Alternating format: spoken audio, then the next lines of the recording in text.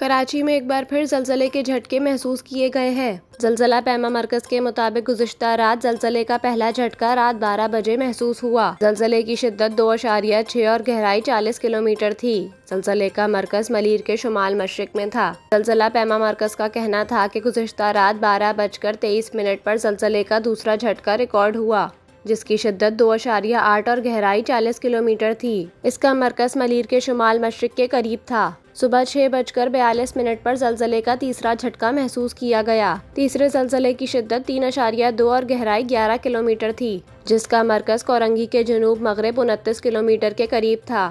زلزلے کا چوتھا جھٹکا 9:57 پر محسوس کیا گیا، جس کی گہرائی 40 کلومیٹر تھی۔